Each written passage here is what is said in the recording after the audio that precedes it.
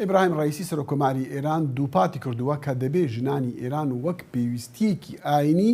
حیجاب لەبەر بکەن. ئاژانسی هەواڵی فەرانس پرێس ئاماژەی بە گوتەکانی ڕئیسیدا کە دەڵێتن حیجاب بابەتێکی یاساییە و پابەندبوون پێی ئەرکە. لە دوانەکانی ڕئیسی سەرکردە تونڕێوەکانی ئێرانیش داوا لە دەسەڵاتی دادوەری بکەن کە ڕێوشوێنێک بخاتە بەر بۆ ئەوەی دەستبەجێ ڕێگری لە سەرپێشکردنی یاسا و ڕێساکانی ئاینی ئێران بهێنن. ئەمە چ پەیامێکە بۆ خەڵکی ئێران کە زیاتر لە 6 مانگ خۆپیشاندان دەکەن دژی ئەم یاسایانە بۆ لێکدانەوە و شیکردنەوەی ئەم بابەتە کۆت کۆنەکشن میوانداری خانم ئەڤین مستەفا زادە دەکاتن چالاکوانی مافی مرۆڤ و مافی ژنان.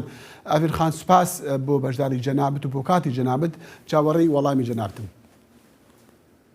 سڵاتان لێبێت تۆم کاتە ئێوە بینەرانیش باش دیارە ئێمە دەبێەوە لە بەرچاو بگرین کە لە سیستمی کۆماری ئیسلامیدا بنەماکەی و ماهیەتەکەی لەسەر ئیدیۆلۆژیەکی مەزهەبیدا ڕێژراوە. کاتێک کە دەڵێن ئیدیۆلۆژی مەزهەبی واتە پێویستی بە نەزمێکی کۆمەڵایەتی سیاسی هەیە بۆی کە حکوومەتەکەی درێژە پێبدا. بۆیە دەبینین لەو حکوومەتەدا هەڵاواردنی ڕەگەزی و تەنانەت هەڵاواردن بەرامبەر بە کەمینەکان کەمینە ئاینیەکان کەمینە نەتەوەیەکان و هەر ئەوی ترێک کە حکوومەت خۆی ناوی دەبا هەیەتی و بۆ ئەمەش بنەمای شەرعی دەگەڕێنێتەوە. یعنی دەڵا حکوومەتی من لەسەر بنەمایەکی شەرعیدا ڕێژراوە و توجیهی شەرعی بۆ دەکات و لە سیاسەتیشدا ئەمانە بەکاردێنی. ئەمە لە سەرەتای هاتنە سەرکاری کۆماری ئیسلامی بینیمان کە بەو بنەما شەرعیانە حکمی خۆی و حکوومەتی خۆی و ماهیەتەکەی ینی بردە پێشەوە لە ئێستاشدا دەبینین. بۆیە مۆزوعی ژن هەمیشە بۆی پرسێکی گرنگ بۆ چونکە ژنان زۆر باش لە سەرەتای ئینقلابەوە هاتنە شەقامەکان هاتنە مەیدان بۆ وای کرد کە بە کۆنتترۆلی ژن و کۆنتترۆلی بەدەنی ژن تەواوی جامعە کۆنتترۆلکە. بۆ ئەمەش ئامرازێکی بەکارهێنا کە دەبینین لە حیجابی زۆرە ملێ وەکو هەم ئامراز ئیسفادە دەکا وەکو هەم هێمایەک بۆ حکوومەتەکەی خۆی کە حکوومەتەکەی مەسهەبێت ئامرازێک کە سەرکوتی پێ بکە. ئەوین خان ئەم پێشاتە دوێنێ دەرچووە ڕاگەاندنەکانی ڕئیسیش دوێنێ بوون دوای ئەو ڤیددیوی کە دەرچوە بینیمان ڤیددیوەکە کە پیاوێک ماست بەسەر سەری دوو ژن ئەکاتن. ئەمە ئەبێ بەهۆی پاشکەس بوون یان پاشەوە چوون لە داواکاریەکان بۆ گۆڕانکاری بەتایبەتیش ڕەتکردنی حیجاب کە چەند مانگێکە لە ئێرانە خۆپیشاندان دژی ئەو یاسایانە دەکرێن. دیارە بربەرەکانی لەگەڵ حیجابە زۆرە ملێە هەر بۆ ئەم ماوەیە ناگەڕێتەوە یا بۆ ئەم چەند ڕۆژە بەڵکو قۆناغایەکی جۆر بە جۆری لە ڕوبەڕووبوونەوە لەگەڵ ئەم قانونە دژە ژنەی کۆماری ئیسلامی ژنان ڕوبەڕوو بوونەتەوە لەگەڵی لە هەموو ئێرانداوە بە شکل و بە شێوازی جۆرا و جۆرەوە و ئێمە دەبینین کە هەر خودی ژینا ئەمینی بەهۆی ئەوەی کە حیجابە زۆرە ملێەکەی بە چاوی کۆماری ئیسلامی ینی حیجابێکی پەسەندکراو نەبوو بە زەربەی باتوملێیانداوە قەتڵێکی حکوومەتی ڕوویدا کە ئێمە بینیمان هەموو ژنانی ئێرانی واردی قۆناغێک کرد لە شۆڕش ئەوەی کە بێنە مەیدانەکان و بە شێوەیەکی جەمعی و بە شێوەیەکی گشتی بزانن کە چەندە هێزیان هەیە و چەندە دەتوانن ئەو حکوومەتە و قانونەکە دژەژنەکانی تووشی کێشە بکەن. و ئەمە لە دوای ئەم شۆڕشەش کە زیاتر لە 6 مانگە هەیە تا ئێستاش بە شکل و شێوازی جۆرا و جۆر بەردەوامی هەیە و ژنان لە هەموو نافەرمانیەکی مەدەنی کەڵک وەردەگرنەوەی کە ئەم بەدەنە ناتوانێت کۆنتترۆل بکرێت ئەم بوونە ناتوانێت کۆنتترۆل بکرێت. بۆیە حکوومەت دەگەڕێنەوە دوایە بە هەموو ئامرازێکت بەڵام حکوومەتیش لە ئێستادا لەمە یعنی واردی شەڕێک بۆ لەگەڵ ژنان بەرامبەر بەوەش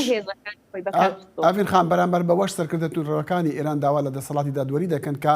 ڕێوشوێنێک بخاتە بەر بۆ ڕێگری لە سەرپێچیکردنی ئەم یاسایە. چاوەڕوانی هەنگاوی تونتر دەکرێت بۆ سنووردارکردنی ئازادیەکان لە ئێران؟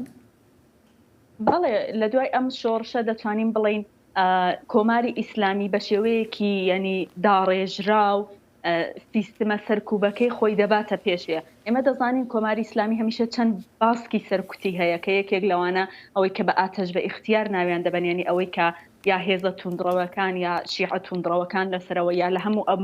بەشی خوارەوەی کە و مەلگاکە کەسانێکی دیاری کردووە کە خۆیان بێ ئەوەی کە بەڵگەیەکی قانونیان پێبی واردی مەیدان بن و ژنان سوکاتی پێ بکەن مافیان بەسەردا بکەن ئەسیدیان بەسەردا بکەن ئاوی گەرمیان بەسەردا بکەن. بۆیە هەموو ئەمە لە سیستمی کۆماری ئیسلامیدا داڕێژراوە و لە دوایەوەی کە سیستمی کۆماری ئیسلامی ئەزانێت لە مێشکی خەڵکدا ڕووخاوە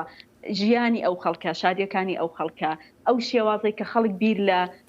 ژیان و لە ئایندەی خۆی داکاتەوە لە هی حکوومەت ناچێ بۆیە لەوە ترسی لێ نیشتەوە بۆیە دەبی بەڵێ من چاوەڕوانیەوەی دەکەم کە بە توونترین شێوە هەڵسوکەوت دەکاوە وەکو ئەو ماوەیەش کە